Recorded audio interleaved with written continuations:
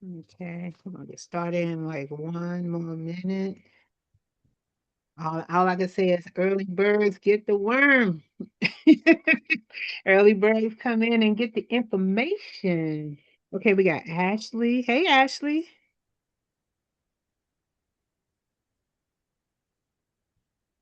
Okay, she's probably getting on there. And I guess people are gonna pop in as we are going along. Okay.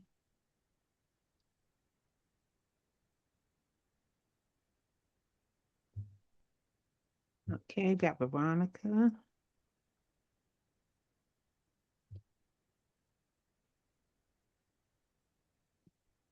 All right, guys, we're gonna go ahead and get this party popping today. I'm pretty sure some folks are going to drop in as they are coming in, and hopefully, we have a full house again today. Yesterday, we had almost everybody, and I really appreciate you all joining us for day two of the branding, marketing, and sales that convert and pays, right? Because that's what we're all trying to do. We're all trying to strengthen our business, we're all trying to elevate. And so tonight, just going to kind of go over, because you know who I am. If you don't know who I am, I think everybody was here yesterday, so I won't reiterate some of that. Today, we're going to be talking about budgeting for ads and communication. So today, Lawanda and I are going to be talking about that in depth. So please do not hesitate on your questions. This is your time to, ask anything that you feel is going to be important to you or get clarity in what you're trying to do when it comes to advertising, marketing, and communications, right? So please don't hesitate to come off mute or raise your hand and things like that. Just wanted to remind you guys to stay connected with us when we have these events and everything. If you're in Montgomery County and you've never been to the class before, please feel free to join. The Q&A is scheduled for July the 8th and July the 15th. You really want to come on the 8th because that's where a lot more people are joining. It's free, it's sponsored by Montgomery County. So if you're looking to come and do the class for 10 weeks, jump on in. Also, if you're interested in looking for opportunities to help grow your business, I'm going to be starting a women's opportunity working group that's going to be on Wednesday, July the 22nd. I'm going to try to do that in person so that we can actually build a better relationship, communication relationship, other than just doing virtual. We'll do virtual, but we really want folks to come in person. And also check out Leroy's brand new podcast and also his Impact Builder Experience Masterclass, which is on LinkedIn Live. So definitely check that out. Also, get with Ellie Natoli. She's going to tell you more about the collective and how that works so that it can benefit you. Check out her website as well. And also, if you are at the stage now where you need help with your communications, definitely get with Lawanda. If you need other business help, definitely get with me. And we're here to help. Okay, so let's get right into it now that the advertisements are done. The advertisements are done. Okay, hey Blair. Okay, so Blair Hey, how has you doing? joined. Hey. Hey, okay, let me see. We got Monica. I just want to make sure I take attendance for those who are here because whoever is here will get a copy of the recording, so that you can do that. And also, I think I put in the chat again, the link of the handouts so that you can get that. So let me just go ahead and put that into the chat window. So if you didn't get a chance to download those handouts, I will put the link in the chat again for everyone. So I'm just going to copy this link here. Copy link. Okay, and I'm going to put it in the chat. Okay. It's going to have stuff for all 3 days. Okay, so let's get right into it. I see Nate has come back for some more. Okay, Nate, what's up? Hello, good evening. Sorry about being late, running a little Nah, behind. nah, you right on time, man. You right on time. Okay. All right. So by show of hands, how much percentage of growth do you really want to make within the next 12 months? So put in the chat, how much percentage of growth do you really want to make when it comes to, advertising your business? Let's say somebody gave you like $30,000. How much growth do you think you'll be able to get out of that? So just put it in the chat window, the number that you really want to have. You got to be real with yourself now. 50%. I like the 50%. Okay, who else? All right, we get. I know everybody want the most now. I want 100%. Okay, 25%. It don't have to be what's on the screen. It's whatever you think. Okay, 30, 35%. Okay. All right, cool. 35. Veronica got 35, 40%. Those are some really good modest numbers. Well, the truth be told that a lot of times when we are out there advertising, especially for the first time, especially when we're not sure what's going on. If somebody gave you $30,000, would you really be able to get that amount? Most of the time, it's going to be this big black zero in the middle of the screen. Why? Because most of the time, where people go wrong, including myself when I was first doing this, and I'm still learning. I am still learning my market every time the wind blows to the left or right, and people start changing their views on how they view products. It's going to be a zero. Why? Because I now have to go back and I have to understand who is my actual target for the services that I provide, right? So, just like everyone in the world, as we get older, as we look at interests of things, of money, things, cars, houses, whatever it is, our viewpoints change, our opinions that are what we think about that service or that product changes over time. So you really are working with 12 months at a time, maybe even 6 months half the time. And sometimes, depending on how aggressive you are, you're really looking at 1 to 3 months, right?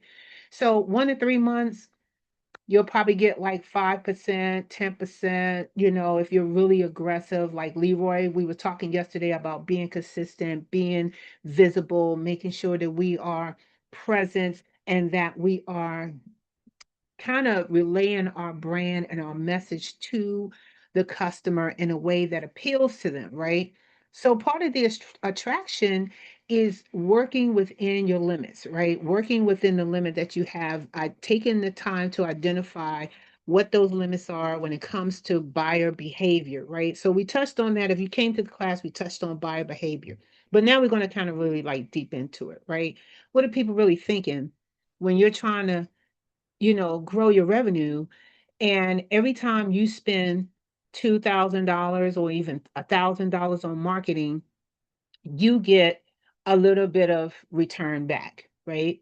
So how do you change that? Because that 1%, 2%, or even 5% might be two sales out of the $200 or $500 you spent on Facebook ads or that you spent. Because I could tell you, I have spent money on Facebook ads.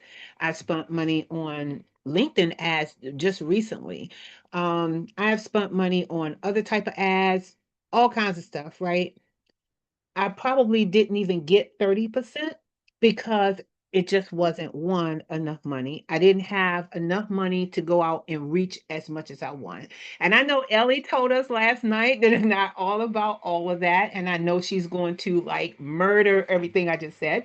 But I'm speaking to you as a small business person who have done that, right? Who have done that, have done the word of mouth stuff, who has done going to the networks, who have done, I mean, it's all depends on what it is that you are presenting to the right customer. Okay. I'm going to emphasize the right customer because everybody's not your customer, right? So let's get to the next one. So it just really goes down to just really understand when somebody say, what is a target market? Target means that you are trying to target a specific person, a specific persona of a person, not really a person per se, but the persona or the idea of your perfect client. Um, it's really just a group of people who, you are like your business is aiming to serve. That's really what you're trying to do. I'm aiming to serve small businesses, very small businesses, maybe 5 years or under, maybe more than 5 years, depending on who they are and what their situation is. But It all depends on who you serve, right? So, who is Austin Tech's market, right? Where are they at? What do they think? What are they into, right? I have to shape my services according to the need and the demand of the customer, okay? Because it is true, the customer makes the demand, right? If the customers don't believe in what you're doing, like Leroy said yesterday, they believe and trust you, right? If they don't believe you, if they feel some sort of way about your business or your services that just don't sit right with them, they're not going to buy, they're not going to refer, they're not going to post about it, they're not going to talk about it. Matter of fact, they're just not going to do anything. I've had people who felt that that my service wasn't for them, but they knew two or three other people that it was perfect for, right? Because they understood it, right? They understood it. That still kind of made them, for me, excuse me, the right customer for a referral. Okay. Do I need to keep trying to nurture that specific one? Yes, but on a different way. I can't advertise to that customer the same way I would advertise to somebody who would actually buy, if that makes sense. Okay. So you got to determine what this is, and that just means being really forthcoming, transparent, and honest about what it is that you are capable of providing to that person, from the product that you're developing, the service that you're giving, to the realistic expectation of outcome, right? I if you can't if you can't deliver what you promised in your value proposition, which we talked about, they're not going to believe you. They're going to see right through you. And, it's not going to go well, right? These are the people who make it their life mission to go on your page and write a review on Google or something, okay? They will see through that. But if you are transparent and you're honest about what you do, that speaks volumes. That actually touches like emotions. So you want to understand who this person is. So let me ask a question.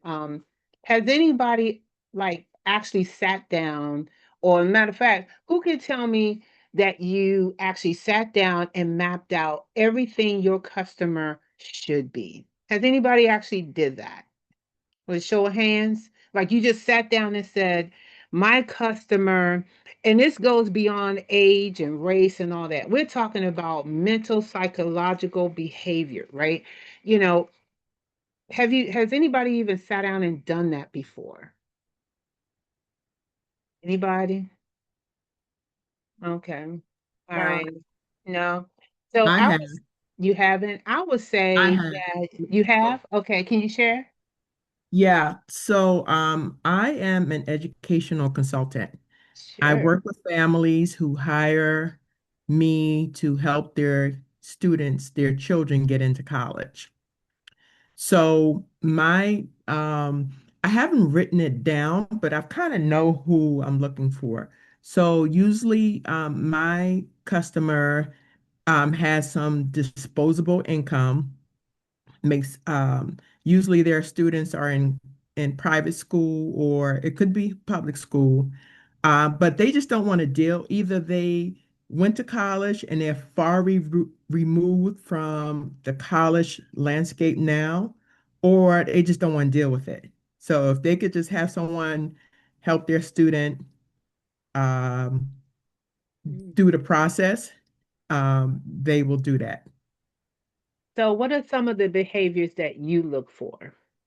Like, things they say or do or something. Yeah, so if they for the parents who are kind of familiar with college coaches, um, or not, I'm looking for the ones that just really their child is not really far along in the process. And that's where I come in and offer my expertise. Or they're kind of clueless. And I don't want to say it, negatively, but they just don't know where to start Mm. with the process. So parents who are not really proactive or knowledgeable about the college landscape right now, and who would need some help, and it may and also parents who may want more one-on-one with their child than the professional counselor can give them Mhm. because they're dealing with hundreds of students. So they may want that. And then I also have a special ed background. So if their child has an IEP and they feel like their child needs a little bit of help, then they will reach out to me also. I hope did I answer the No, no, question? that was excellent. So I'm so glad you kind of put those examples out there because you literally listed 5 different personas of people, which I'm pretty sure you have to tailor how you talk to them when you're dealing with those situations, right? Yes. Yeah.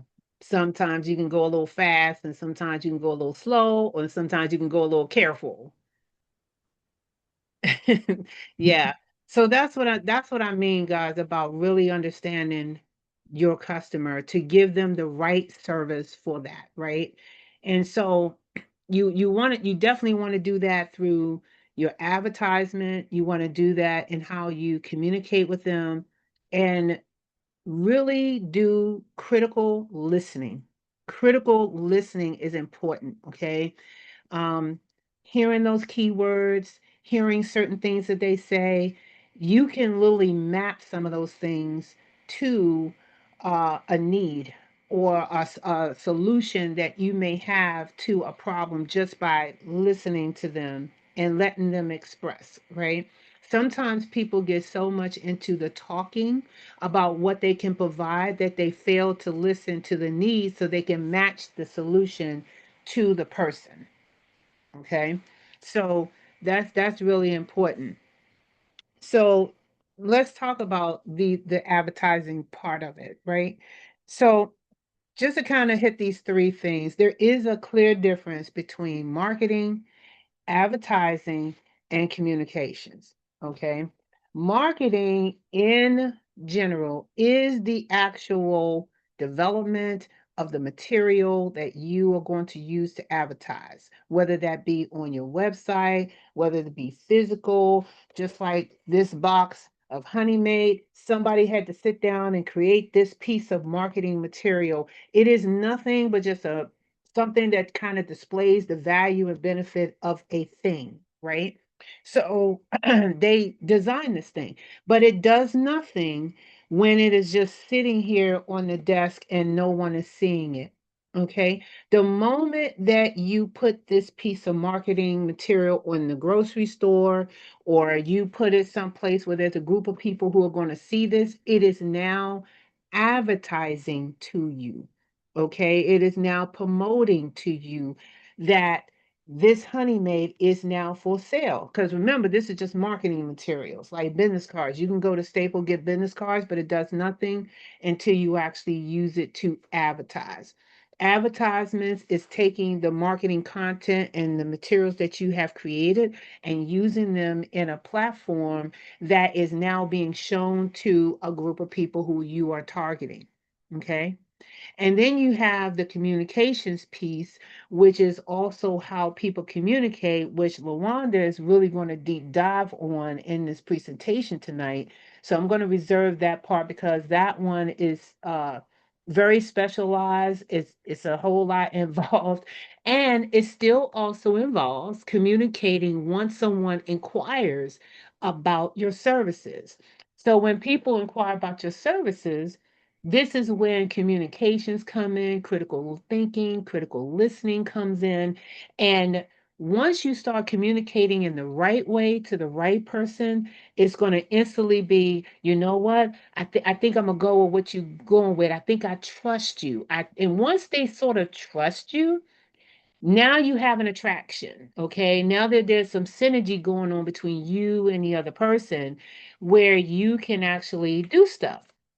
So if you look on this table right here, I have some examples of marketing, advertising, and communications, right? So um, definitely take a look at these 3 columns in the slide deck that I've given you guys so that you can see where you think that, okay, you know what? Maybe I thought I was advertising, but I really all I had was marketing materials. Maybe I thought I was communicating when really all I was doing was advertising. And listen, just because you're advertising don't mean that you're communicating. Okay? Advertisement is pretty much like a static thing. It's sort of messing with you in a way, in a communication, but really all this is saying is, hey, I have something to eat. It's not really telling you anything else about it unless you sit there and actually take the time to read it. But even then, you sort of saying, I don't know what all this really means. Is it really communicating anything to you other than the fact that something good to eat?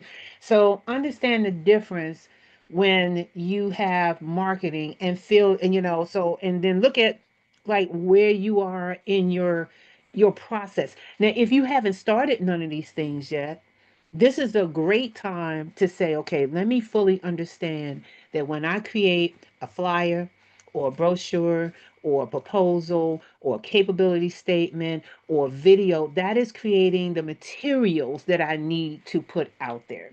I think Marianne said yesterday, I don't want to advertise anything for the event until my website is ready. So she is working on her marketing piece. Okay. She can't advertise anything and communicate anything until she actually has the context of her marketing. Okay. Does that make sense, guys? You tracking?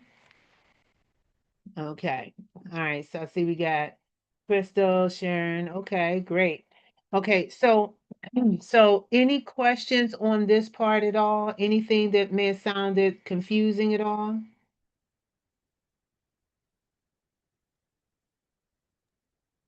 Yep. Okay. I have a question. Yes, ma'am. So where, so from between marketing and Mhm. advertising, say you create a brochure, you're attending an event, some sort of event, and you have materials and you are verbally talking and sharing your business. Is that marketing or is that more advertising? Where does that fall? So once you create it and then you show it to someone, it is now advertisement. It Okay. is, yeah, it's not advertisement until you actually started showing it around, right? Okay. So like if you was to sit at home right now and create it, you're like, okay, great, I created this, nice marketing material. You might even post it on Facebook, but until somebody actually looks at it and like it, or maybe they viewed it, that's when it becomes advertisement. Got you. But the Okay. content that you put in there might communicate certain things, but communication is much more than just the advertisement. It's how the person feels when they read it, and if they feel compelled enough to even want to pick up the phone and talk to you, and that's where the real communication comes in. Got Yeah. you. Yeah. Okay. Great. Okay. What is PPC? Okay. Pay per click. Caroline, that's pay per click. Yeah, yeah. Now, Allie, did you want to you do want to have to say anything? Did you want to like add any comments like to this slide? Like I said, I know you're going to help me murder some of this, Allie. Come on, Come help me out. on, come on. I'm not that bad. No, this is really No. great. This is really great. And I mean, you setting the stage also in terms of helping me tomorrow as we dive deeper into some of these parts as well. So no, I mean, you're absolutely right about that in terms of marketing, advertisement, and communication. Yeah. Okay, great. Thank you. Okay, so here's the thing. How do you attract, right? You got to know the methods that you're sending out to people with your marketing, right? So your brand is one set of your niche, right? Your brand is your niche. It's a attractive name that you chose that's supposed to be catchy, that people supposed to feel a certain way about. When you think of Target and all that, and even Liberty Mutual. I like Liberty Mutual because they literally created and perfected like their little niche with the bird, you know, Limu, Emu, even down to the song and everything. They actually created a persona of a person that has nothing to do with car insurance, just a man in a yellow outfit and a bird walking around with a yellow shirt doing crazy stuff, right? The message is whatever the message is that people take from that, for some reason or another, they feel compelled to go to the Liberty website and pay for the insurance. They built the trust, right? So, what is your message that you are giving out about your company, right? From the logo to the colors to you as a brand to your mission, your vision. What is that special little niche that just comes across immediately to people that they can catch on right away, that they can understand what you're trying to do immediately. They don't have to sit there and go, "What do you do again? Well, tell me about your service." And I'm not sure what this means to me, and this and that and the other. You gotta come up with a message. That message has to ooze from your brand and ooze from your website and your marketing. So I'm gonna go back to the vision board. If you guys know what the vision board is, it's like 5 or 6 things. What are you really selling that has a message, right? What are you really selling to people realistically? How feasible is that service or product? And when they see it, do they get it right away? That's part of the communication too. Okay. We already just talked about methods that you broadcast. And okay, are you really solving a problem or are you just presenting a product or service? Okay. If you cannot like come up with 2 and 3 and 4 things of how you're actually solving a problem with the different personas, and that's the key. You have to identify the person and then match the solution to that person. So I think I'm gonna pick on Marion again because I like Marion's child. She does photography for real estate. Okay. If somebody came to Marion and said, "Hey, Marion, I want you to do a photo shoot for a wedding," Marion's gonna say, "Well, I don't do weddings. I do, real estate." But if somebody came to her and said, "Hey, I have a house in, Lanham that's going up for $500,000. Can you come and take a picture?" Marion is going to instantly say, "Okay, here is my package for real estate. I do this type of real estate photos. I do the second type of real estate photos, and this third." And depending on how she communicates to them, she's going to offer the best package for that client. She's going to give them the solution to the problem, which is they want photography. But what's also nice too is that she can also still service the other person by saying, "I don't do weddings, but I know another photographer that will help you with your problem." Okay. And then she will refer that person to someone else, still keeping intact that person who she talked to as a potential client in the future, because that client can also say, "Well, I talked to Marion. She wasn't able to help me, but she referred me to somebody who did help me. So I'm going to go back to Marion because I know somebody else who has a house that needs." You see what I'm saying? That's how you have to kind of understand solving the problem, right? And what are the 1 or 2 things that make you different? A lot of small businesses miss this one too, simply because if we're doing a service that's similar to a whole lot of other businesses, it's automatically assumed that there's a niche already there or that there's something special already there. You create the uniqueness in your business, not the business itself. It could be 1,000 notaries out there, but only you do it the way you do it. Only you service people the way you service people.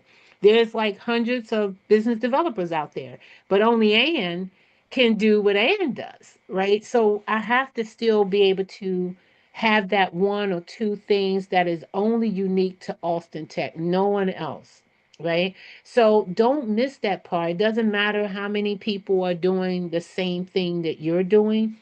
You need to come out in that message with that powerhouse thing. And I say powerhouse because I want you to think powerhouse, that powerhouse niche of the one thing that makes you stand out, of why they should leave someone else and come buy for you. Because yesterday we talked about that loyalty. How do you attract somebody who's loyal to an iPhone, right? The only way that I'll probably go to an iPhone if it's going to attract something that I am virtually interested in. And that's the only way that's going to happen. Yeah, go ahead, Crystal. You have a comment or a question. Okay, hi. I'm having connectivity problems. I'm on my phone now. Okay. Um, uh, what I did was I actually branded earlier this year. I actually decided to brand myself as the project manager. Mm-hmm. So with me branding myself as the project manager and saying that because I help business owners who are visionaries make their ideas real, then people get what I'm talking about. So when the conference I was just at in Atlanta, um, it was funny. After I got up in front of that room and introduced myself one time as the project manager and said my little thing, my little elevator pitch, it was like everybody got it. So then when people started going, oh, when people throughout the conference would come up to me, oh, you're the project manager. And it was funny because this was something new to brand myself with that, but I thought it was but it fit because every time I work with my clients, they're referring to me as their project manager, and that seemed to be I brand the company, but I branded my company, but I also been branding myself so that I have my own persona as the project manager, but then the company has its brand. And it's been kind of fun because as I've been stepping into new circles, I'm seeing where people get it, and it's me focusing on the problem they have. And I'm the solution to a problem they have. Business owners are visionaries. They know what they want. They don't always know how to get there. So here I come. And then that's actually that garnered a conversation the other day with a gentleman at the conference ago. I said, well, I don't know how I can go to Ghana, but whatever. He goes, oh, but you're the project manager. And then he project managed to do blah, blah, blah, blah. And I was like, wow, okay, this new branding of me as a project manager really is starting to work. Yeah, and you know what? You brought up a really good, interesting point too that ties right back to what Leroy said yesterday. They are associating you with the brand and the business and the services. So now they have something they can see and touch and know that it is there. It when it's just your brand, it is hard to get people to understand what that is without the other pieces.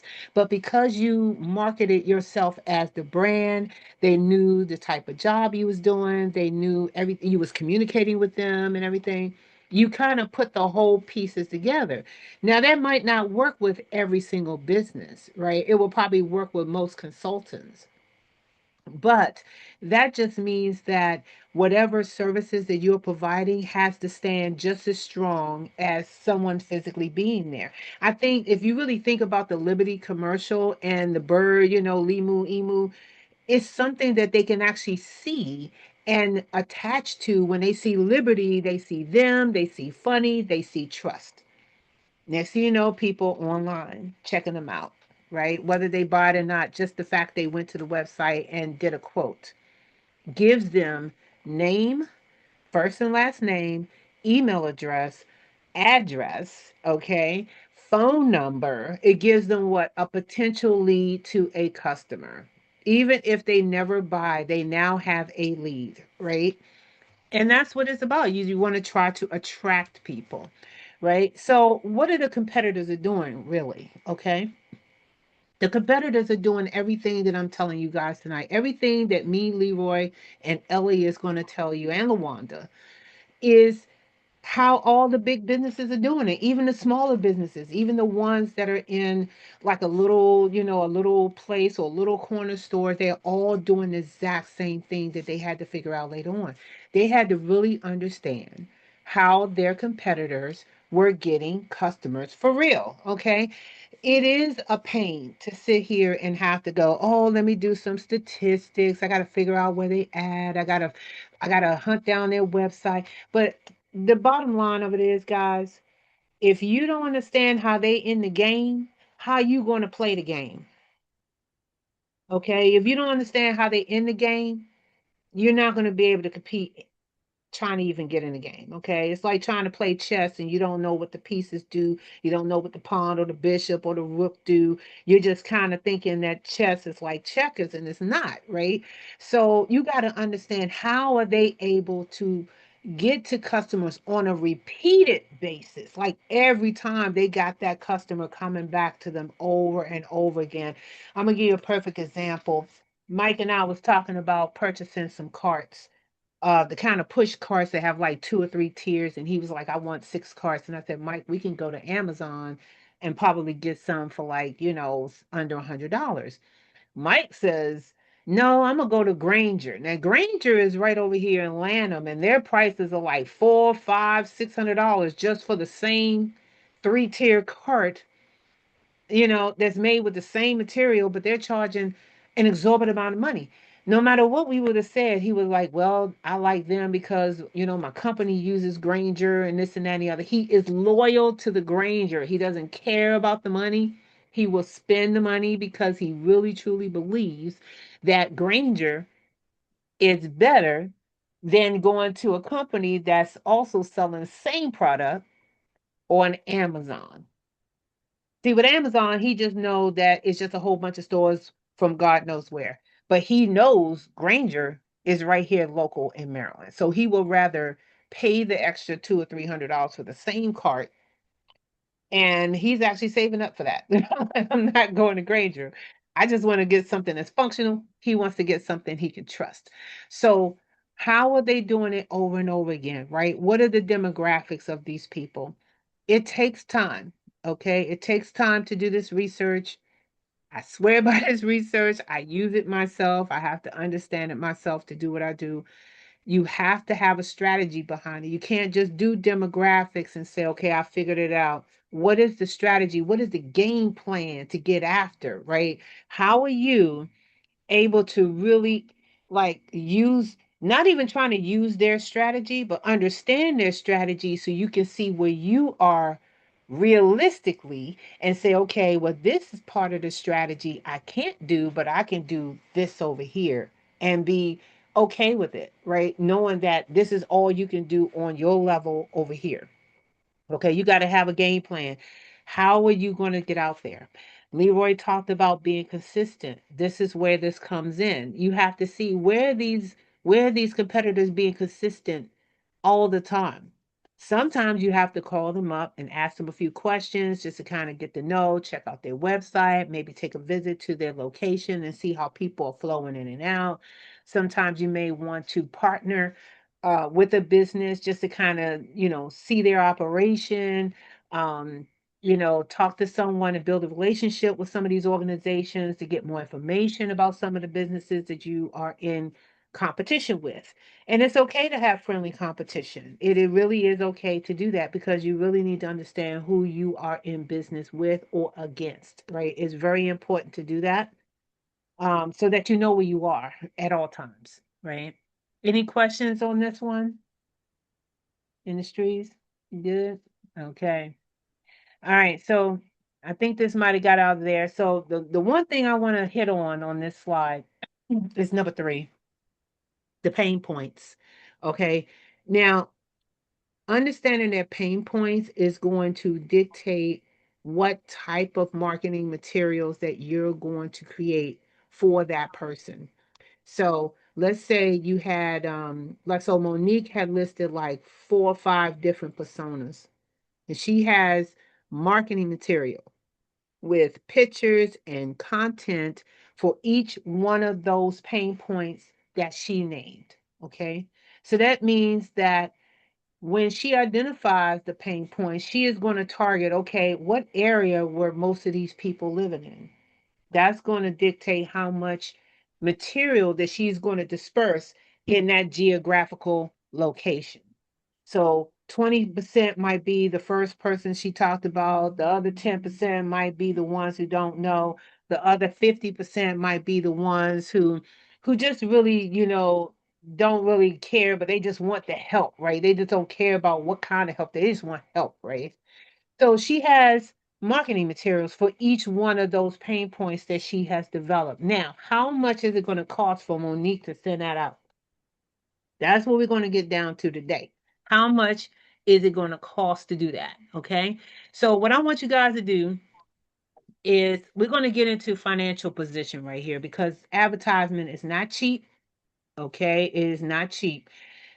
If cheap is you trying to do Facebook marketplace and I mean Facebook and you doing like maybe $100 and you probably getting a couple little likes and maybe some visits and all that kind of stuff, good advertisement, which is the ones where you're really getting your name out there and you're on Instagram like every other scroll they see your stuff, it costs money to do that. So How much money are you bringing into your business is the question. You know, how, are you targeting the right customer where you're bringing in money on a either somewhat consistent basis or enough for you to take a piece of that money and put it right back into marketing to pay for the material or pay for the setup of it and then pay for the advertisement that goes with it, right? Do you have enough money in your budget, in your operating budget? Now, this is really for two people here. One, established businesses that are already operating, you're getting some money coming in. Where do you have money to do marketing materials and then advertisements? And then for those who never had a business before, this is a good time to figure out what is your operating budget? How much money are you spending before you make one dime? How much? So what I would like for you guys to do for the next 10 minutes is that we have a spreadsheet that I have in the downloads. Let's see if I can bring this up and get this over there. Oh, this is not the right one. This is not the right one. Let me get this one. Right one here. Here we go. This is the right one. It's called Activity One. This is something that I kind of want you guys to try out on this screen. So on the first one, on the first tab, you have your year to date. You can make these titles anything you want, or you can just play around with this and, however you want to do. What this would do is that it will actually add up your budget, right? Or you could do it on a piece of paper, okay? So you could either use this spreadsheet on your own time, or for the next 10 minutes, you could just write down what are your monthly expenses from paying from the website, your email address, your cell phone that you use for your business, any subscriptions that you use, like AI subscription, or maybe a platform that you use to create stuff, or maybe even the services that you use to create your product or do your services. If you just kind of take 10 minutes and just write down how much money do you spend a month or a quarter or something, and then say, okay, how much money do I have to create marketing materials? How much money do I really have to even advertise? Right? So why don't you take about 10 minutes to write down, and then we're going to come back and probably have some conversation on people who want to share what they think they have. So you can use either this spreadsheet or you can use a piece of paper.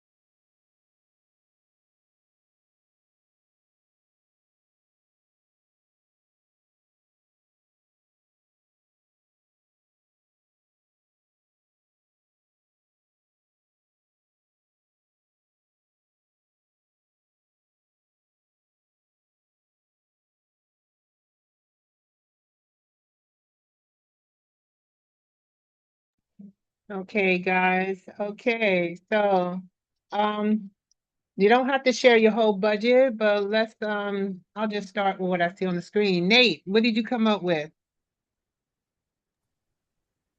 Did you want my total or just Just the total. Yeah, just the total, how much you think you'll have for advertising and budgeting, budget for your advertising and marketing, I mean. okay? I actually added marketing because I saw it on the slide, but Mhm. I don't have a lot of expenses, right? So, I have to pay for Shopify, I pay for MailChimp, which is my email list. Far as professional fees, I use QuickBooks.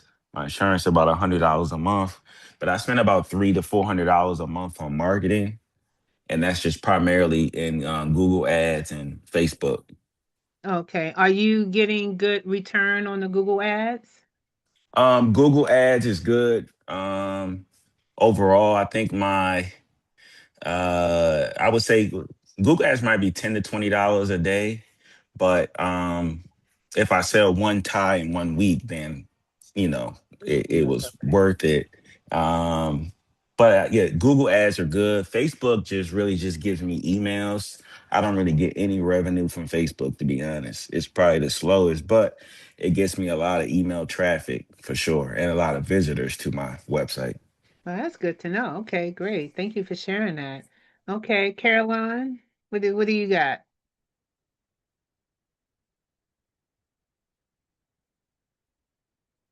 Okay, we'll come back. Oh, I'm still can't. sorry.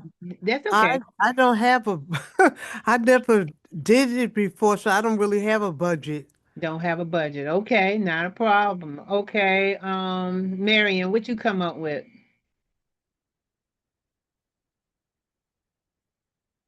Think you're on mute too, Marion. Can you hear me now? Yep, I can hear you. Okay, I'm sorry. Since I'm at the beginning, I'm primarily spending money out of my pocket. Yeah. And I'm just going to give you a general consensus of adding everything up that I've done so far is about $1,000. Yeah, okay, that's pretty good. Okay. So yeah, so you definitely got to figure out what that budget is too, even if you don't have it and it's coming out your pocket, because I know I spend a lot out of mine. Mine is about a couple $100 a month too on just marketing advertisement, and that's the low end. That's the real low end, right? That's But just like for a couple of flyers and ads. well, I'm not there yet, but that's with me even getting my domain, my email address, Mhm. and the hosting. But I've been Okay. paying the items for phone and everything like that all Hmm. along. So I just added it all together. Sounds good. Thanks for sharing that, Marion. Okay, Sharon, what's up? What you got? I think our screen's frozen too. Okay, we'll come back to Sharon Lewis. So somehow or another her screen got frozen. Okay, Crystal. I kind of did like Marion did. I added what I spend for like MailChimp to send out email and newsletters. So right now I'm really looking at about $300 for the year Okay. because Not that's what I pay. It includes my subscription for MailChimp. I hadn't done a whole lot of advertising, so I need to look at this a little closer, what I'm going to do going forward and revamp it. great. Thank you for sharing. Okay, Monique, what you got? So I think I can squeeze out about 200 a month. Okay. I just don't know the channels yet, what I want to use, because in my industry, we've been told it's word of mouth, is your best marketing tool, but I just need to figure it out.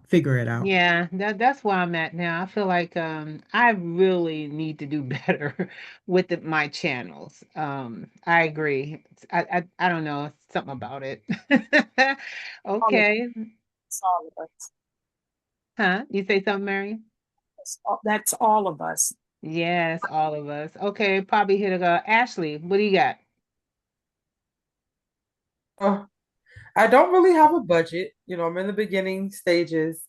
Um, but right now I just got a website, the email, so I'm coming out of pocket for that.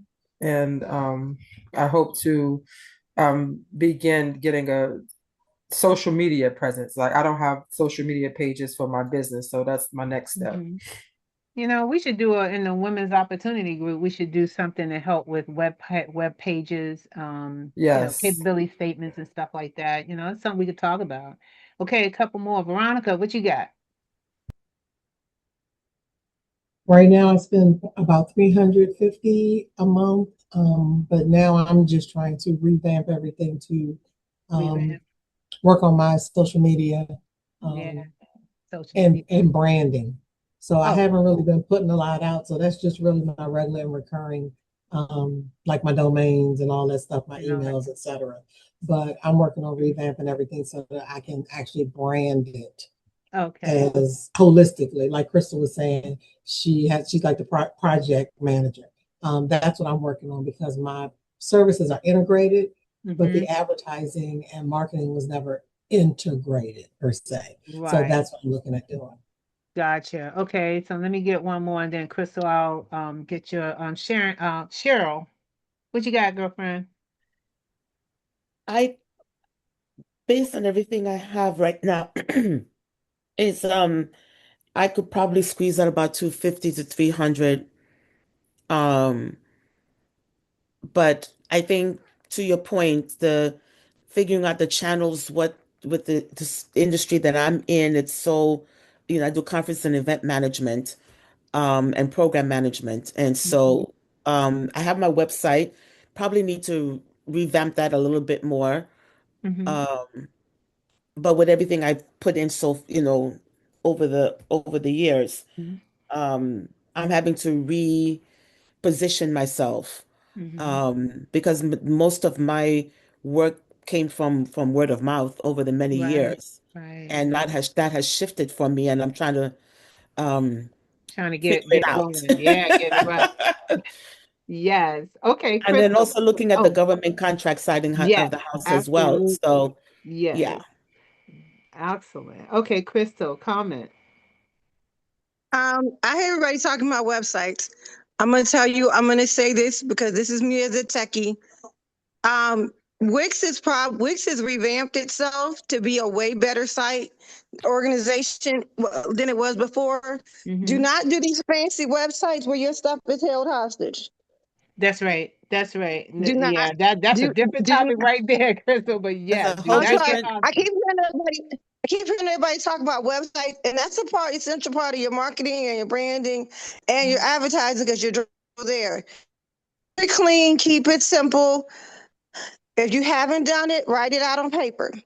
Figure out what you Yeah. want to put on it, but use a site like Wix. Yes. Wix is very good, but here's the thing I want you guys to take away from this activity. Everybody who said that I am using Wix website, Shopify, all those things where your website and domain, that is really actually part of your operating budget. And why do I say that?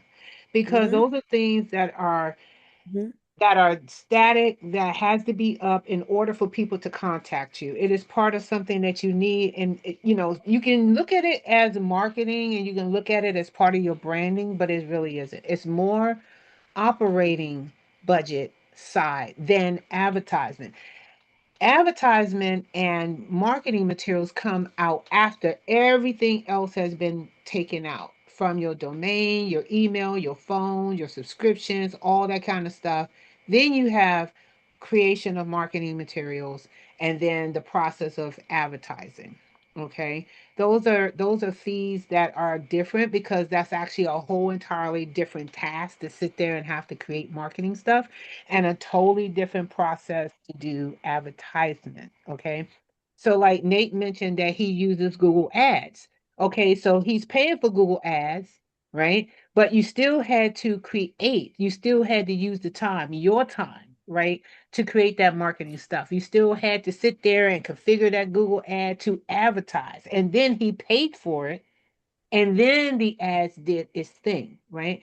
So think about the time and material that you are spending, because that costs money too. You're sitting there, Monique and me and whoever else is doing consulting, if your consulting fee is 125 an hour and it took you 4 hours to create one marketing material, that is money that you can write off as a loss, okay? Because that's time you spent creating, no different than you would have paid a W-2 or 1099 person to sit there and create that stuff. Okay, so you got to count that as part of your budget. A lot of us don't think about our own time as a loss. Oh, yep, yep.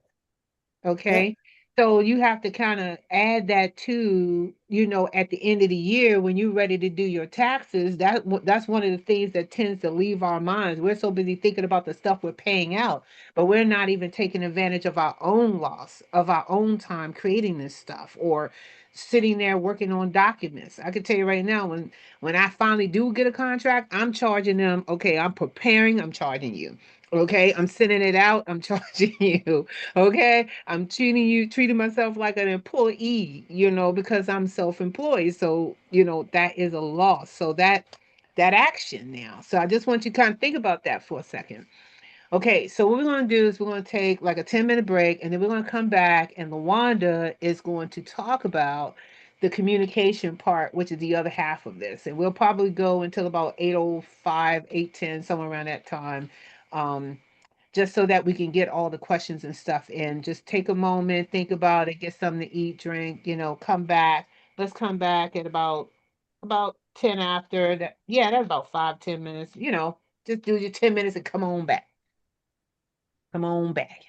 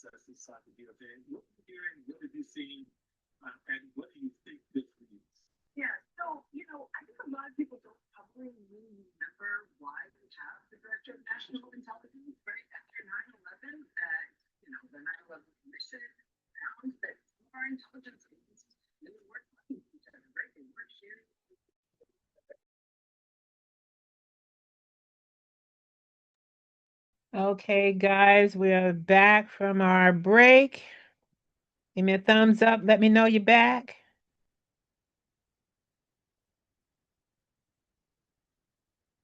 Yeah, got some people coming back. Welcome back. All righty, cool. Thank you, guys. Thank you so much for that. Okay, last slide for me before we go into communication is really take a look at this slide right here on the slide deck that we guys gave you. Look at your short-term growth as we talked about in the beginning of the presentation.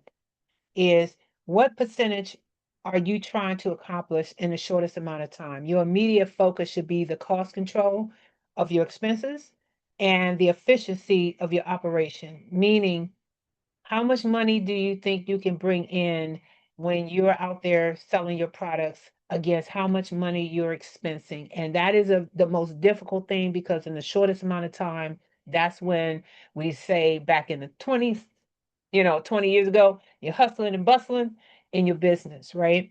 And then you're going to shoot for your long-term goals, right? What are those commitments that you need to make in order to expand into new territory, understanding new markets, new people that you need to engage with, right? That's your long-term growth.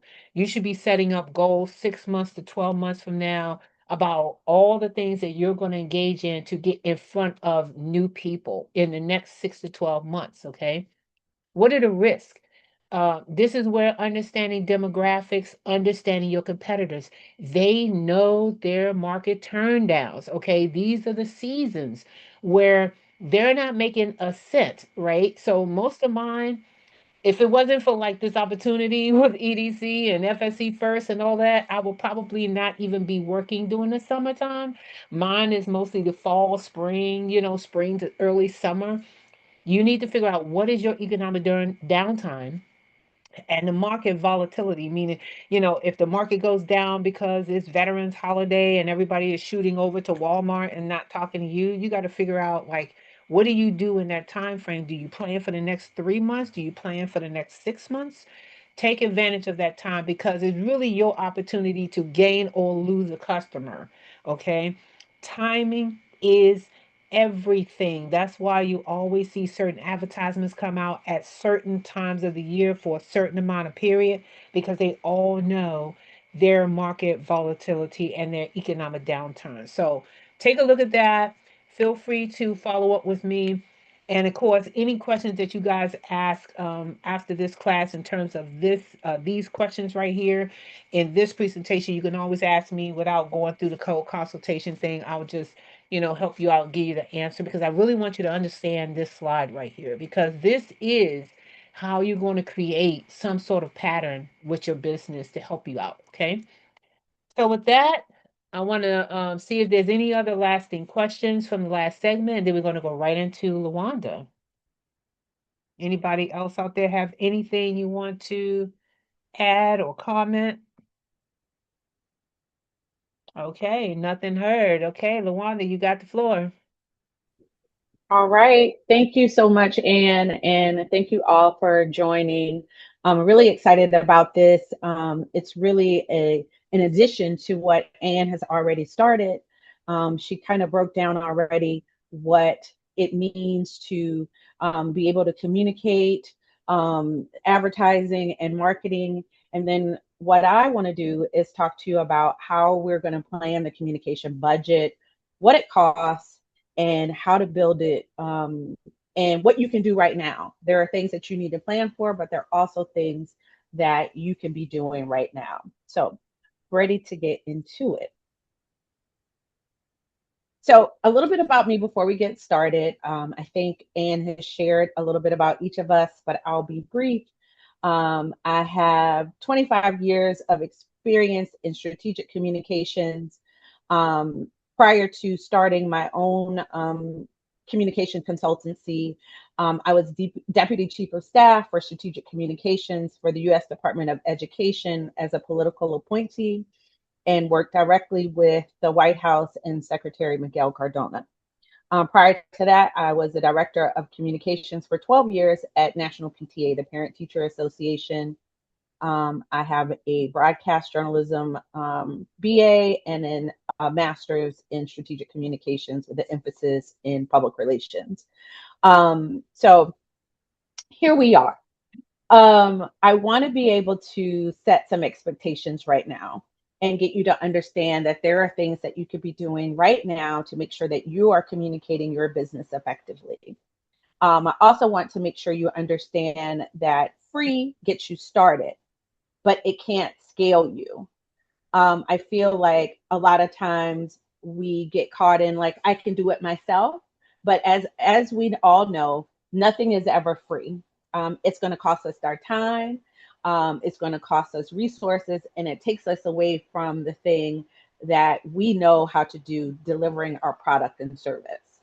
So I want to be able to give you some free and low cost tactics that will build your foundation when your budget is tight.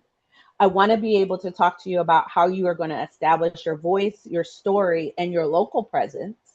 Prove what works before you even start to spend money, because you need to have a sense of what am I exactly spending money on, and learning how to keep cash in your business while you grow. However, free alone can't scale your business, as I mentioned. It doesn't replace strategic, consistent, professional content that you will need to scale your business and get you into media outlets without time and skill. I think a lot of there are some misconceptions out there that everyone can do communications, and I think to a certain level, I'm sure that we can, but there are people who've studied it, like myself and others who have established relationships in different industries and work very hard to make sure that we are serving you as a customer. And so what I want to do is help you build that foundation so that when you're ready to go to that next level and that next step, you don't make any unnecessary mistakes. So a lot of times I hear this question, or people say this thing: can I afford communications? Or they simply say, I can't afford it. And I like to believe that you cannot afford not to do communications if you're serious about building a brand and building a business. Here are some of the wrong questions I hear, and I'd like for us to change our mindset if you are saying these things and reframe the conversation. So, for example, how do I get press for free? It's really, the better question is, what story am I ready to tell consistently? Do I know my origin story? Do I know the story that will get other people to understand what I'm selling or who I'm serving? Another question that I hear a lot is, should I boost this post? Oh, and I think we lost the slides. Thank you. Should I boost this post? And I think the better question is, do I know who I'm talking to and why should they care? And Anne touched on that a lot about understanding your audience and who you're trying to reach. And then one question is, do I need a PR firm? And before you even start thinking about a communications or a public relations firm, I think the better question is, have I built a foundation that a PR firm could actually amplify? Because when you're working with firms and you're working with consultants and you're working with people, they have to have a good starting place, a good foundation to understand your business so that they can help you communicate it effectively. And then I wanted to break down and give you just a rough estimate on what does communications actually cost. A lot of you already talked about your social media management. And there's a way that you, especially starting out, that you do the DIY version. And there's some tools that give you different tiers where it's free, but there are certain limitations. But if you are testing and figuring out what tools are best for you, sometimes it's better to start with a free version to see if this is the tool for you and you can understand it. And then as you are building revenue, you're setting aside money, you're planning a budget for communications. When you want to bring someone in, think about that cost. It can range between $300 to $3,000 a month, depending on what you're asking a freelancer, a consultant, or an agency to do. Again, I heard people talk about MailChimp and email marketing. There are free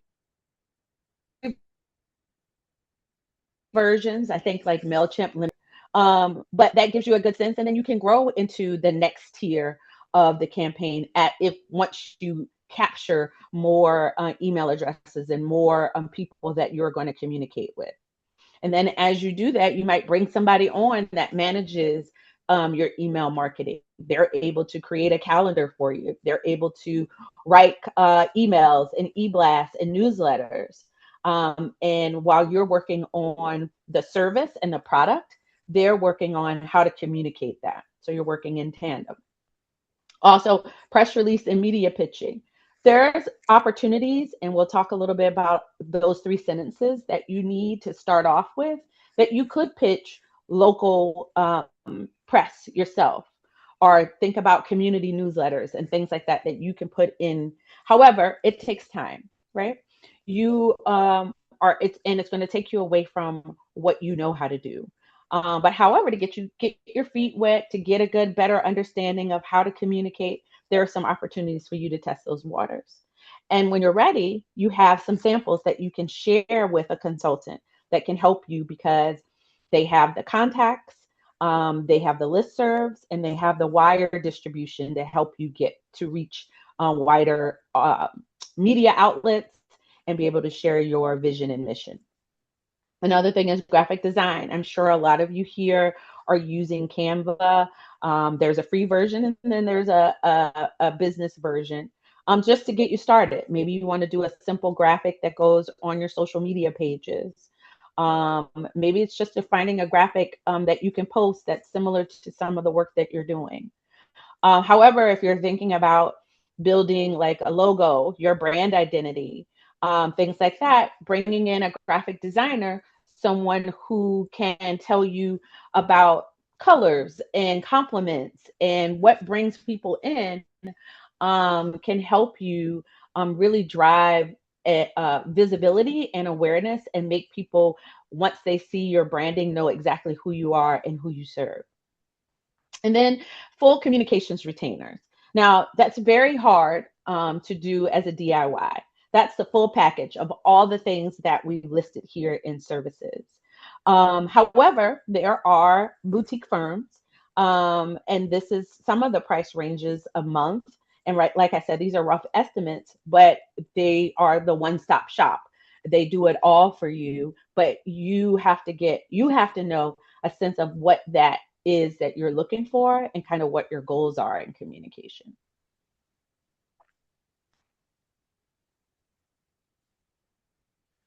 So if we go to the next slide, I wanted to talk about how do you start out? And I created this in stages.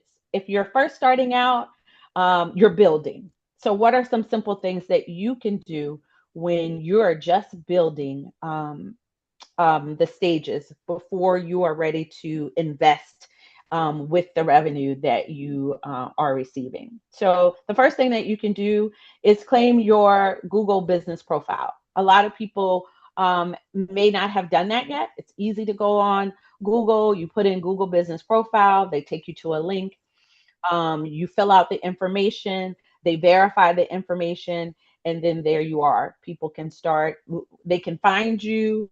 You can put in certain keywords where you'll pop up in searches. And I think that's just a very important step that sometimes people may not be aware of that they can do.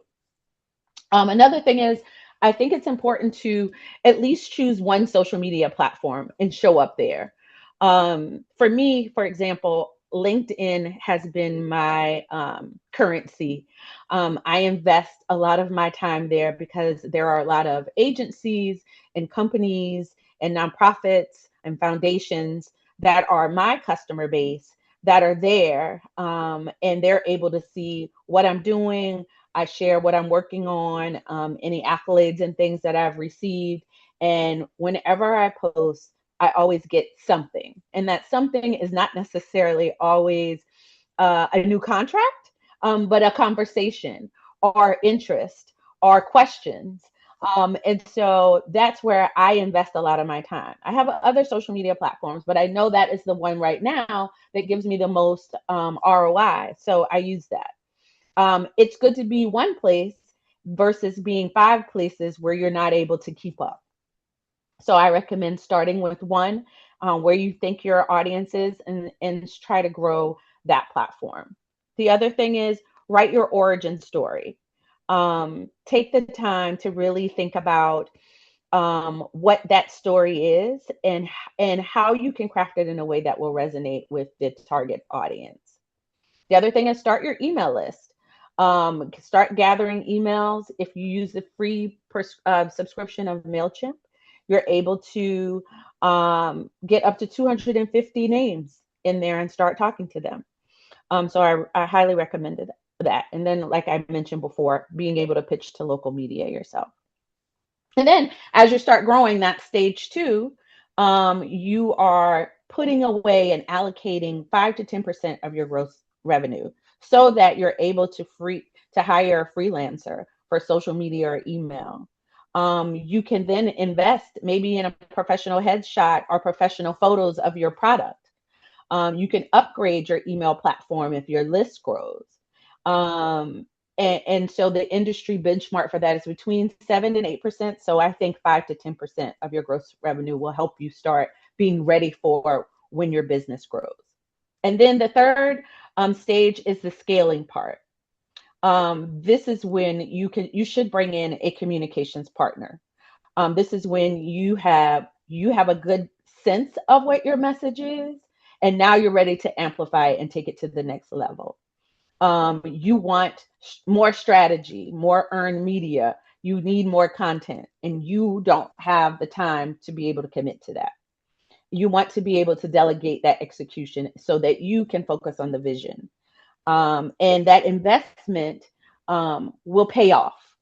It takes a little bit of time, but if you are building, growing, and then scaling, it gives you the opportunity to really grow in a safe way. So I think that those stages are very important. So what can we do right now?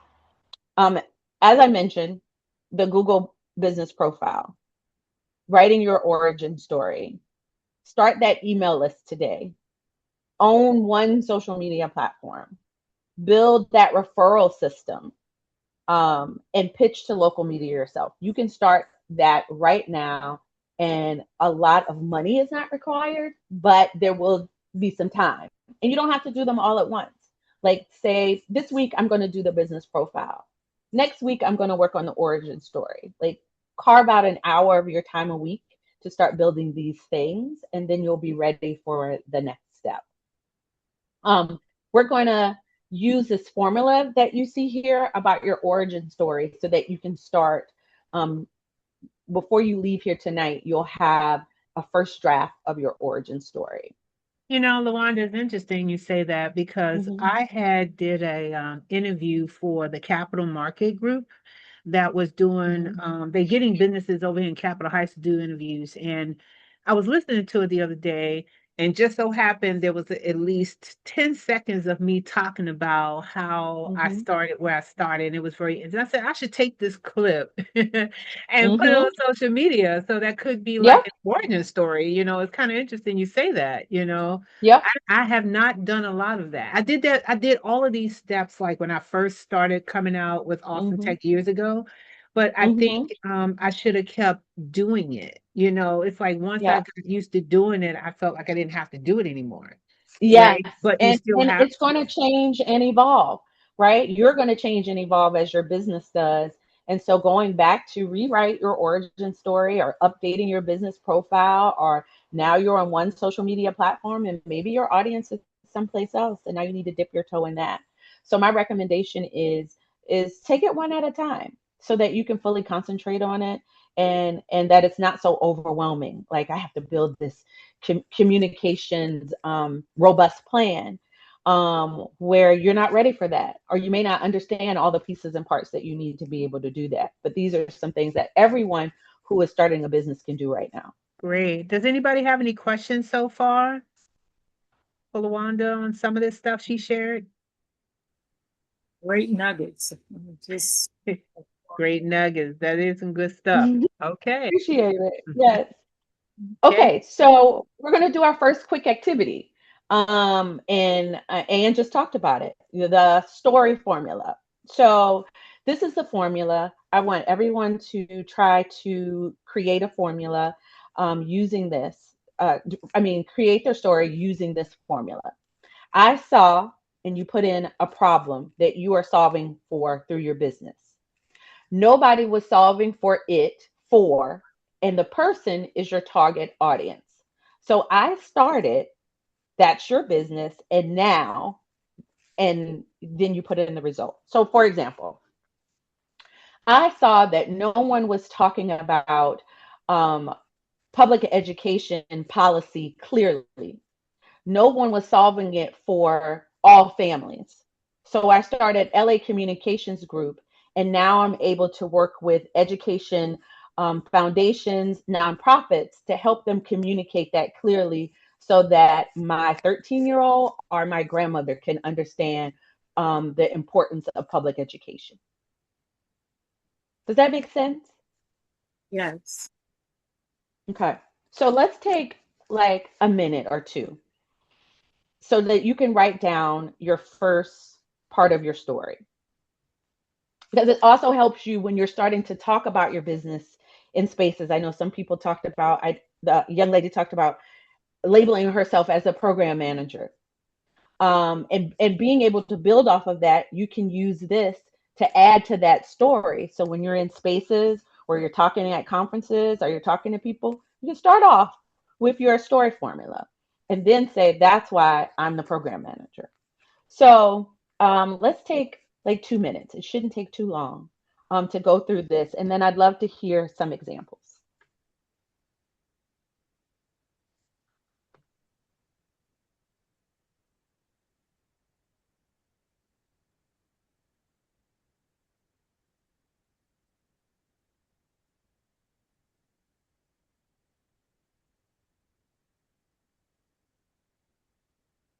And just send a thumbs up when you've done it. And it doesn't have to be perfect because we're just taking 2 minutes to do it.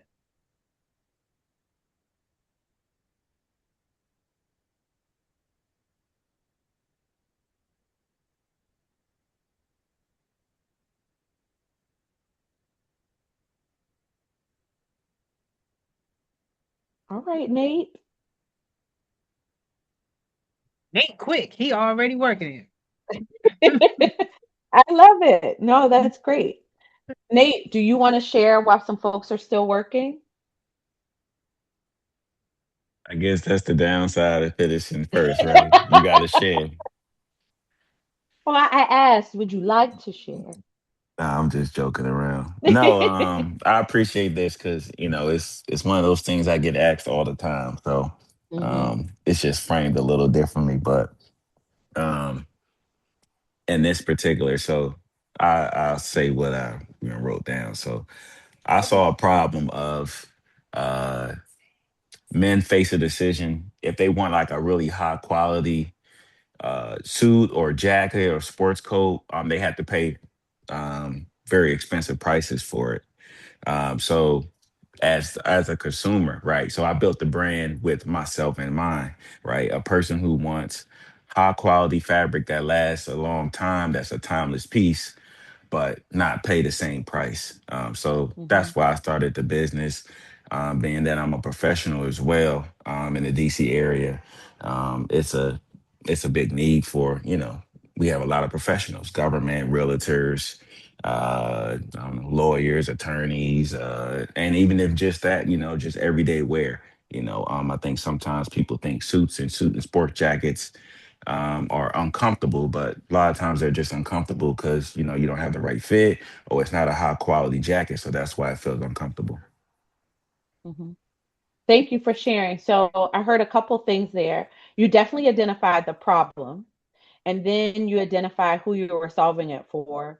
You know, professionals, people who want a quality fit, uh, things like that. What I wanted you, one recommendation I have for you is say, so I started, and what's the name of your business, Nate? Rooted in heritage, so I started rooted in Yes. heritage. So I started Rooted in Heritage because that's very important to say the name of the business. Um, and also what's the result of that?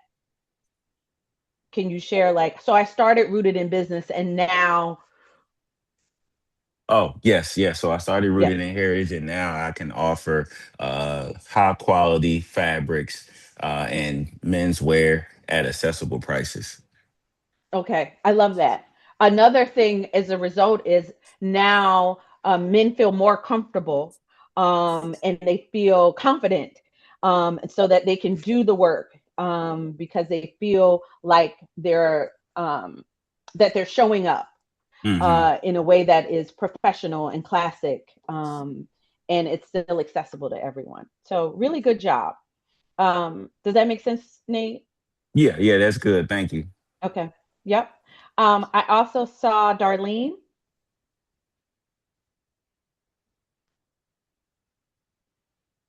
So, so Hi. mine's is I saw a need for senior transportation. No one was solving it for widows and widowers.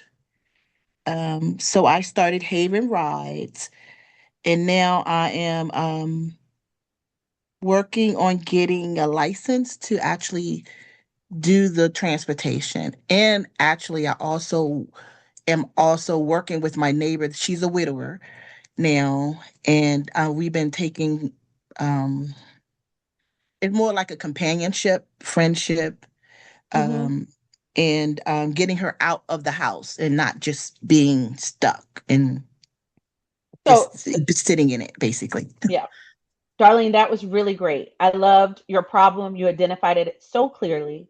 You also identified the person. You shared your business name. The only recommendation I have is your result is the second part that you said. You talked about getting the person out of the house was a result of the business. Yes, you are still working on things, but right now we're talking about what is the story. Okay. That part is the details. And if you're trying to sell to someone your business so that you can get more funding, so that you can get the license and things like that, stick with the result of me starting this business will help by, and that's the result. The result is in who you're serving and what has happened because you created this business for that audience. Does that make sense? Yes. Okay. All Thank right. you. I see hands from Caroline and then Sharon. Okay, I saw people needing funding for real estate who didn't have good credit, so I started cgqfunding.com. And now more people have access to funds for real estate deals. Caroline, 10 out of 10. So good. It was very straightforward. It was clean. I got it immediately. Um, Very nice job. Congratulations. Thank you. um, yeah, Sharon. I am struggling a little bit with this, but Okay. I'll do my best here because Okay. when I'm told to write my story, I freeze. But if I'm in conversation, I can talk about it. So No problem. um, so I saw that as a financial advisor, when I would advise potential clients about money, that there was a lot of fear and anxiety and miseducation. So I started Fiscal Pig to create simple storybooks to teach kids about money so that they do not grow up to be adults with fear and anxiety about money. I don't So, know. I don't hear anything frozen. oh, I think you did a very nice job.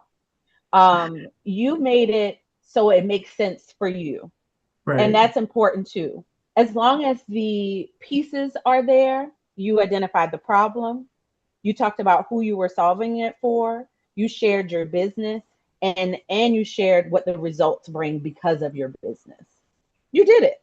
Okay, thank Don't you. be afraid to tell your story, and also thinking about these parts will help you talk about it more confidently.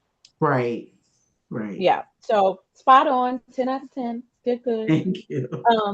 Did everybody, we're not going to go through everyone, but did everyone feel like they were able to do this? Yes. Okay. It was a big, it's a big part. If you don't take away anything else from here, I want you to be able to talk about your business and talk about it in a clear and concise way because sometimes you don't have the opportunity to tell the full story. A lot of times people aren't going to sit and listen to every detail. So they want to know, what are you doing? What's the problem? Who is your target audience? That's the person.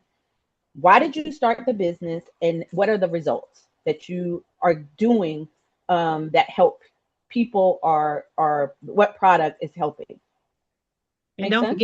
don't forget, guys, don't lose what you're writing, because you can use this in your marketing material as a Oh, quote. absolutely. As a quote at the bottom. You see it all the time on your website and things like that. Yeah. Yeah. Sharon, you got your And hand then, up, Sharon? I think oh, I'm she had sorry, a comment or Sharon. something.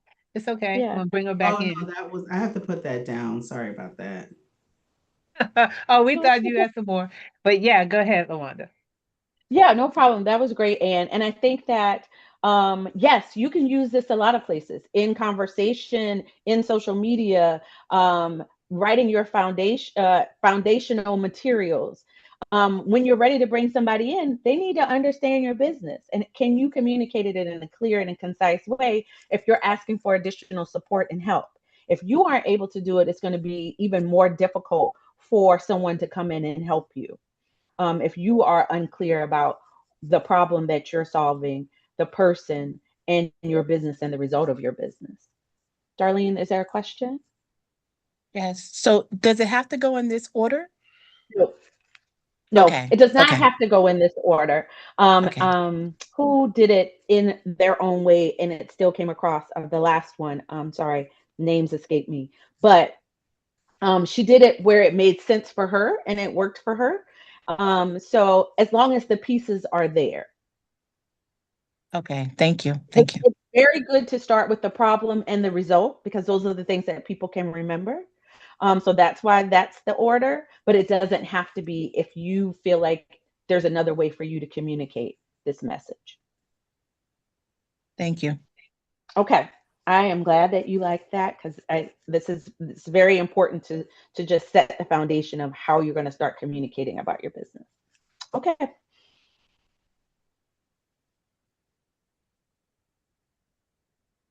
If we Okay. So here we are. We talked a little bit about free PR, and some things that you could do right now as you are building and scaling, finding your targets. So you can start looking at community papers, local radio, neighborhood newsletters, um, things that you may not think about, like Ring. You know, that community in Ring, and people are talking about certain things, what's going on in their neighborhoods and stuff. Maybe you have a solve that you can write in there that your business is there. A lot of people use that as information and as a news source.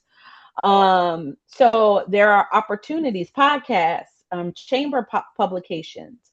It doesn't have to be big media. Everybody's not going to make it to the New York Times. Everybody's not going to make it in the Washington Post. But is your audience there?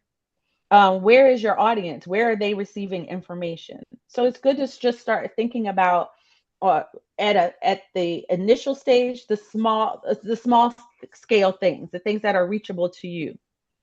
Also think about, if you're looking at journalists and there's somebody that you saw on 7 on your side, or wherever, and they're talking about the community, who's the beat reporter for Prince George's County? Do you know who covers those news stories?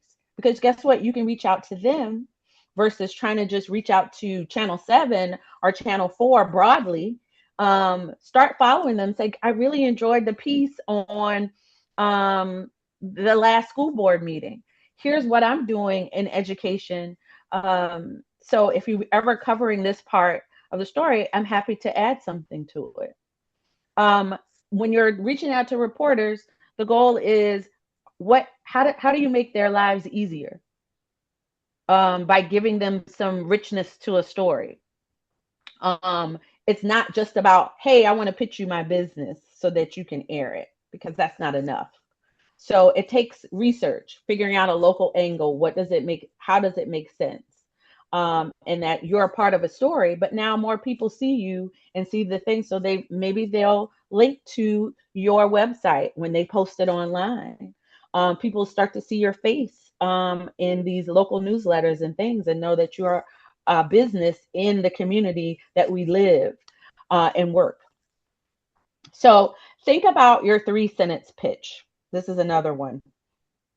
When you are talking about writing your story or pitching, who you are and your local angle. Like, what is your connection to the community that you either work in or that you live in? What's your story and why would their readers care? And that's the part I think a lot of times when we start doing PR on our own, we only care about, well, I want to reach them, but why? Why would the readers care to know about your business? And then what do you want? Think about it as, do I want a full interview, a feature, a mention? Do I want to be a part of a bigger story and I am the humanizing part of the story?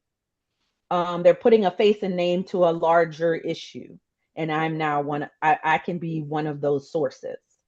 So I think that no matter if you are hiring a firm or not, you need to understand these things, because when you're starting to look at firms and communication firms and different agencies, you want to be able to come with a foundation that they can build off of. They will give you different ideas and support, but you got to understand like who you are to your community, so that they know how to pitch you properly. Okay, let's go to the next slide. Somebody caught my attention. I had to put a fire out. There you go. No problem. No, they're totally fine. So back to some DIY things here. Like, as you are building your business, your phone is a production studio. A lot of us have the latest and greatest Android. We have the latest and greatest iPhone, and they keep changing the camera to be better, HD. You can do all the things. They show you the commercials where people are shooting films. So you do have the opportunity to shoot some things on your own in a beautiful way. The lighting you can change, the filtering that's there.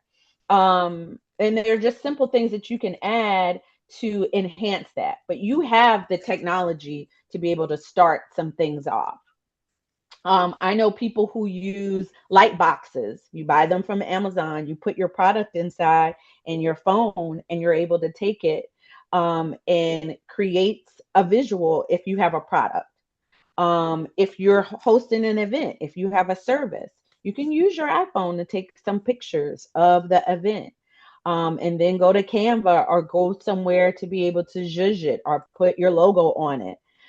So that when you put it on social media, if someone reshares it, your identity is connected to it if it goes on to their page or platform. So just think about that.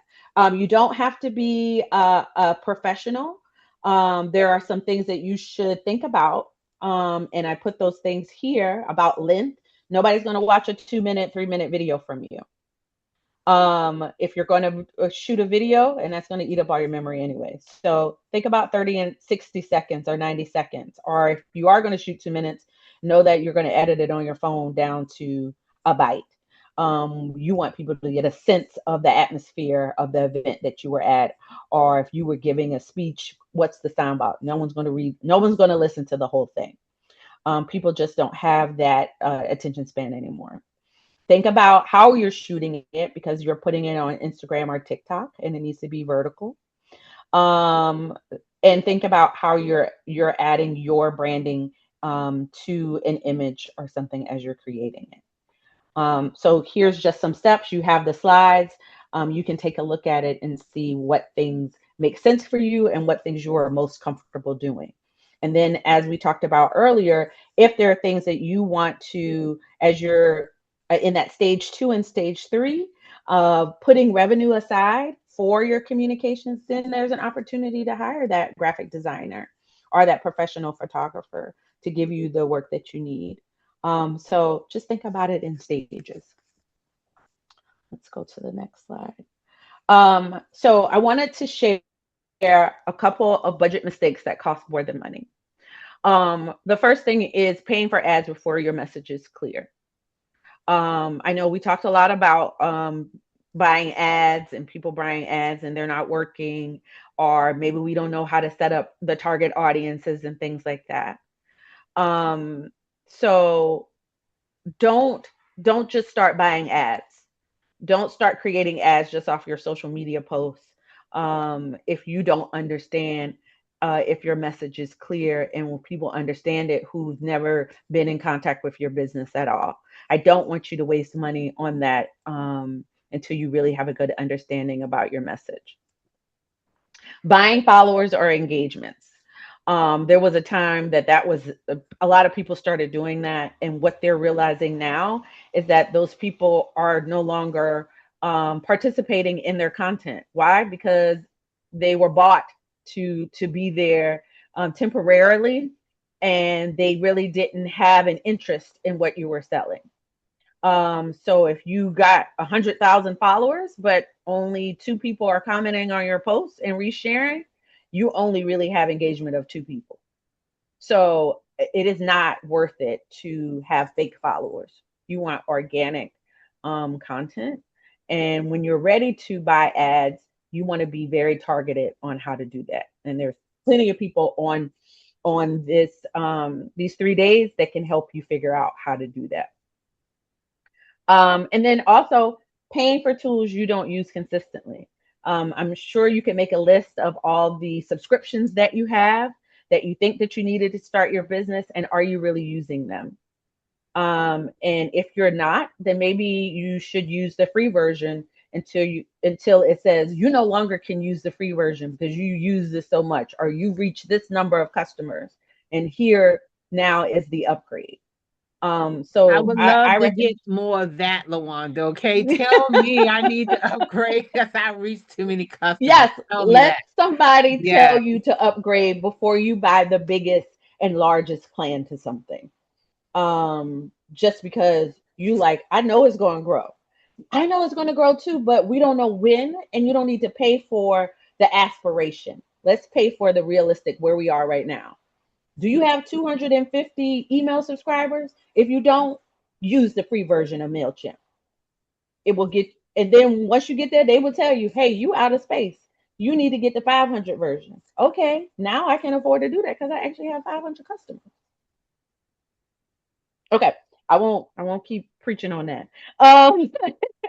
And then targeting too broadly. A lot of times when I talk to clients, when I say, who do you want to reach? Guess what they say to me? Everybody. Yeah, I want to reach everybody too, but I know that I can't, or that I shouldn't be reaching everybody. Because guess what? What if everybody responded? Are you ready for that scale? Are you ready to fulfill with the product and service that you have if you reached everybody? So think about what kind of focused communication you want to have. Who is it that you're really trying to reach? Because it's not everybody. You can't be everything to everybody. All right. So we're going to take, well, we're running out of time, so I don't want to, but in your time, do this quick reflection for yourself as an audit. Where am I currently wasting money? If it's boosting ads, is it subscription that auto renews? Like, do some inventory and audit of yourself to make sure that you're using the money that you're earning and the revenue and some things out of your pocket in the best way. What free tactic am I completely underusing? Like I said, is your Google business profile not finished? You know, do you have an email list? Can I use a free version until I can pay for a version? And then what is one small paid upgrade that could actually move the needle? Think about it. Is it a professional photo? Is it a boosted post to the right audience? Is it a Canva Pro subscription? You know, think about those things as you're starting to build your budgets. And I think that you'll probably see that I can shift from wasting money to where I can actually move the needle. All right. To the next slide. And then here is the map for how to budget for your comms plan. There's a very lean where it's under $100 a month. There's your modest to $100 to $300 a month, and then you're growing, 300 to 600 plus a month. And it lists kind of what you prioritize. Knowing that if you're going to be very lean, that means you're investing more in time over money, and you may have more time right now as you're building the business. You're thinking about your free tactics, and then you're thinking about your paid upgrades.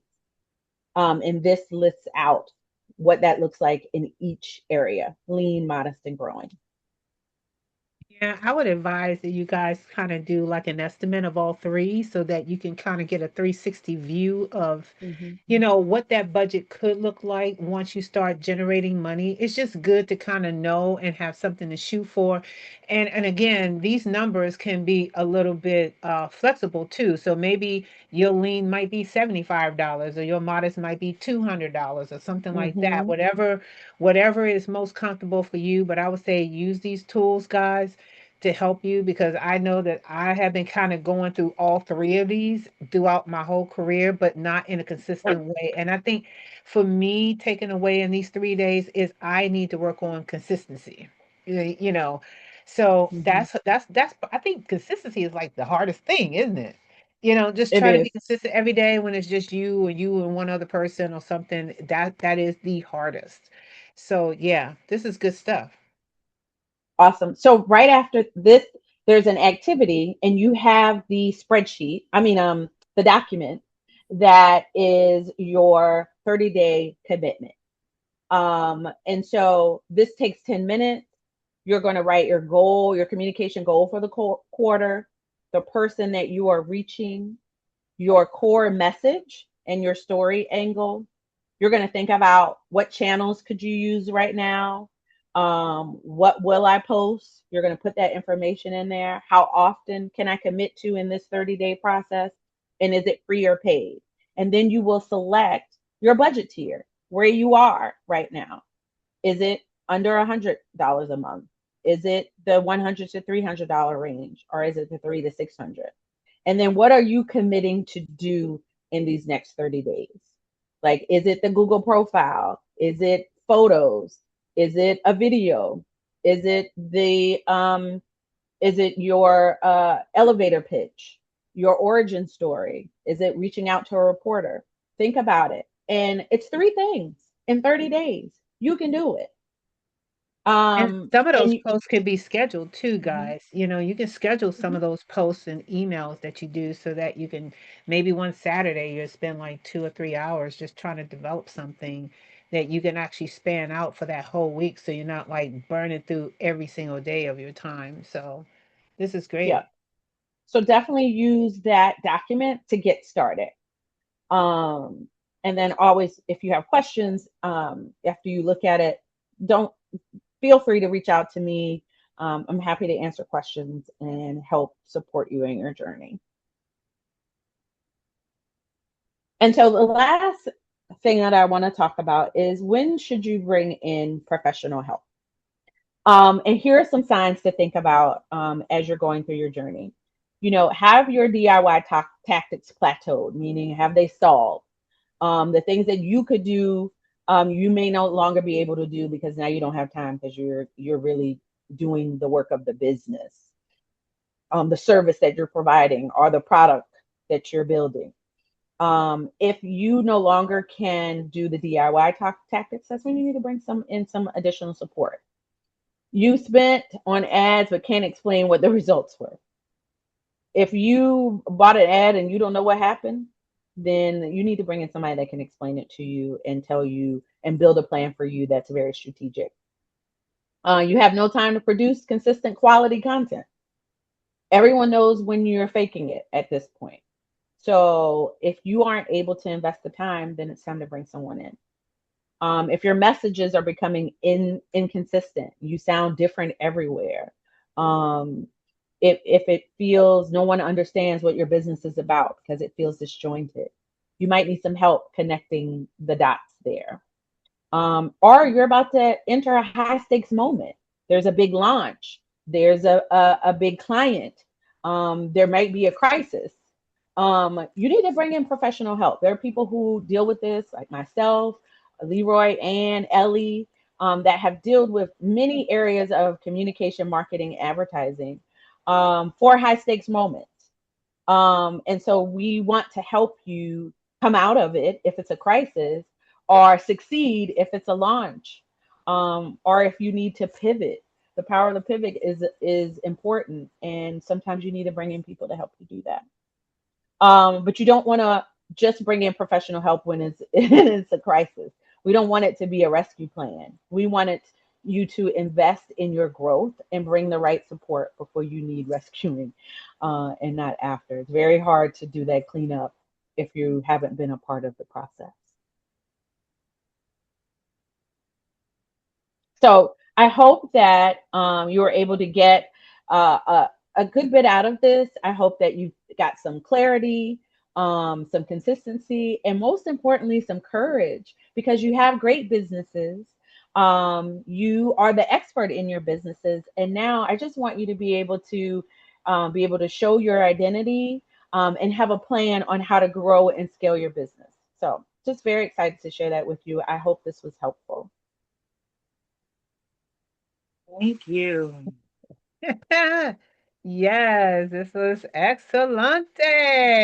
Good, yay. Excelente, perfecto. Let me tell you something, guys. You know, you gotta pay a lot of money to get this kind of information in general, guys. I hope this thing is really being helpful to you. Um, please make sure you fill out the post questionnaire that we're going to give to you on day 3. Day 3, you definitely do not want to miss that, because Ellie is going to break it down. She's going to hit you up. She's going to set you up for success. You don't want to miss that. I'm so happy that you guys came out and stuck with it these 2 hours.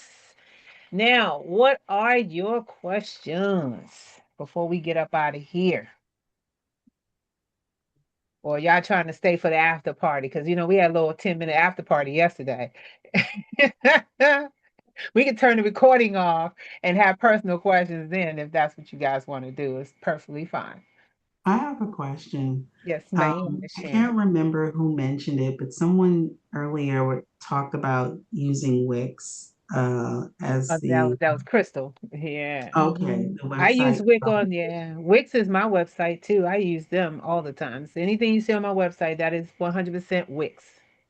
Okay, and is it that so because I mean I've been using GoDaddy for some time and I just haven't changed or pivoted because that's where I have been.